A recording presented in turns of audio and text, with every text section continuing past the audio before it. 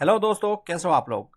दोस्तों आज बात करेंगे एचडीएफसी बैंक लिमिटेड के बारे में, क्योंकि कंपनी के क्वार्टरली नंबर्स आए हैं और क्वार्टर वन नंबर्स 2023 के नंबर्स इसने अब अनाउंस कर दिए हैं। तो देखते हैं कि उन नंबर्स में ऐसा क्या रहा है और कंपनी के नंबर्स क्या जो एक्सपेक्टेड नंबर्स थे उसके अकॉर्डिंगली रहे या नहीं, इसको आज हम इस वीडियो में चेक करने वाले हैं। कंपनी का प्राइस अगर देखेंगे, देखिए अभी की डेट में 1364 रुपये के आसपास कंपनी का प्राइस हमें देखने को मिल जाता है और पिछले 5 दिन में कंपनी में 2.87% की गिरावट हमें देखने को मिली है। 1 मंथ में 6% के पॉजिटिव रिटर्न यहाँ पर दिखाई दे रहे हैं और 6 मंथ में 10% के आसपास स्टॉक में करेक्शन हमें देखने को मिल चुका है। लेकिन जब हम बात करते हैं 5 साल के टाइम पीरियड की, तो 5 साल में कंपनी ने 60% के पॉजिटिव रिटर्न निकाल कर दिए हैं। अगर देखिए 52 वीक हाई की बात करेंगे तो कंपनी का प्राइस एक टाइम पर 1600 के लेवल्स को भी पार करके ऊपर की ओर गया था, लेकिन मार्केट में करेक्शन के चलते स्टॉक अब आपको 1360 के आसपास देखने को मिल जाता है। तो चलिए सीधा मैं आपको नंबर्स के ऊपर लेकर चलता हूं। कंपनी ने क्वार्टर वन नंबर्स कैसे अनाउंस किए हैं, क्या एक्सपेक्टेड नंबर्स जो थे उसी के अकॉर्डिंगली है या थोड़ी बहुत गिरावट देखने को मिली है। तो ये चेक करने के लिए सीधा डायरेक्टली मैं आपको न्यूज़ के ऊपर लेकर आ गया हूं और यहां पर आप पढ़ सकते हैं कि एचडीएफसी बैंक के क्वार्टर वन नंबर्स हैं, उसमें नेट प्रॉफिट में 19% तक का जंप हमें देखने को मिल रहा है और कंपनी का नेट प्रॉफिट बढ़कर 9,196 करोड़ रुपए पर आ चुका है। एनआईआई की बात करें, यानी कि नेट इंटरेस्ट इनकम, यानी कि इंटरेस्ट जो नेट कंपनी कमा रही है उसमें 14.5% की बढ़त यहां पर हमें देखने को मिल रही है। कुछ और नंबर्स के ऊपर बात करें तो देखिए डिटेल में आकर इसको पढ़ते हैं। अगर आप डिटेल में इसमें पढ़ेंगे तो ईयर ऑन ईयर बेसिस पर, जैसे मैंने आपको बताया कि नेट प्रॉफिट में 19% तक का जंप हमें देखने को मिल रहा है और ये 9,196 करोड़ रुपए पर अब आ चुका है।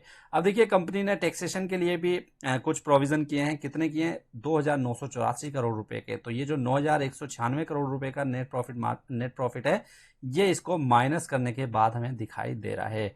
अब बात करें पिछले साल इसी क्वार्टर की, तो पिछले साल इसी क्वार्टर में कंपनी ने 7,729 करोड़ रुपए का नेट प्रॉफिट पोस्ट किया था। तो वहां से 19% की ग्रोथ हमें देखने को मिल जाती है। अब बात करते हैं नेट इंटरेस्ट इनकम की। अब ये नेट इंटरेस्ट इनकम क्या होता है, इसको एक बार समझिए। देखिए बैंकों का काम होता है कि पीछे से पैसा उठाना और आगे लोन के तौर पर उसको पैसा दे देना। यानी कि जो पीछे से इस कंपनी ने बैंक ने पैसा उठाया उस पर वो जितना भी इंटरेस्ट पे कर रही है, वो इंटरेस्ट ये माइनस कर देते हैं जितना इंटरेस्ट ये कस्टमर से चार्ज करते हैं। तो वो हमारा निकल कर आता है एनआईआई, यानी कि नेट इंटरेस्ट इनकम। तो उसमें भी 14% तक की ग्रोथ हमें देखने को मिल रही है और ये अब 19,481 करोड़ रुपए पर आ चुका है। पिछले साल इसी क्वार्टर में 17,000 करोड़ के आसपास का हमें दिखाई दे जाता था। अगर बात करें ग्रोस नॉन परफॉर्मिंग एसेट्स की, तो ये 1.28% के आसपास आ चुका है। इसमें से 1.06% जो सीजनल एग्रीकल्चर सेगमेंट के लिए एनपीए रखे जाते हैं उसको हटाकर ये 1.28% की बात की जा रही है। पिछले साल इसी क्वार्टर में ये 1.47% था, तो वहां पर भी गिरावट हमें देखने को मिल रही है। और नेट एनपीए की अगर बात करेंगे तो नेट एनपीए भी कंपनी का यहां पर गिरता हुआ हमें दिखाई दे रहा है। तो नंबर्स देखिए पिछले क्वार्टर के कंपेरिजन में अगर आप करेंगे चेक, तो काफी अच्छे नंबर्स यहां पर हमें दिखाई देंगे। लेकिन जब बात आती है जो मार्केट के एक्सपर्ट थे वो क्या एक्सपेक्ट कर रहे थे, तो उनकी अगर बात की जाए तो देखिए यहां पर बीएनपी की बात करें तो बीएनपी एक्सपेक्ट कर रहा था कि ये कंपनी 9,285 करोड़ रुपए का नेट प्रॉफिट पोस्ट करेगी।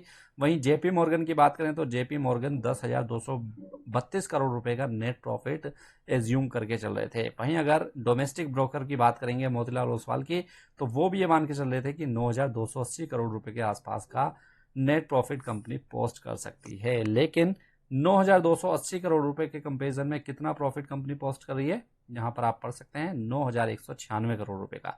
यानी कि लगभग 90 से 100 करोड़ रुपए कंपनी का नेट प्रॉफिट कम देखने को मिल रहा है जो ब्रोकर्स के एक्सपेक्टेड नंबर्स थे उससे। तो पिछले क्वार्टर से अगर आप कंपेयर करेंगे तो नंबर्स काफी अच्छे हैं, लेकिन जो मार्केट के एक्सपर्ट थे वो जो एक्सपेक्ट कर रहे थे उसके आसपास आप बोल सकते हैं, या थोड़ा बहुत कमी आप उसमें बोल सकते हैं। तो ये पूरे नंबर्स रहे एचडीएफसी बैंक के।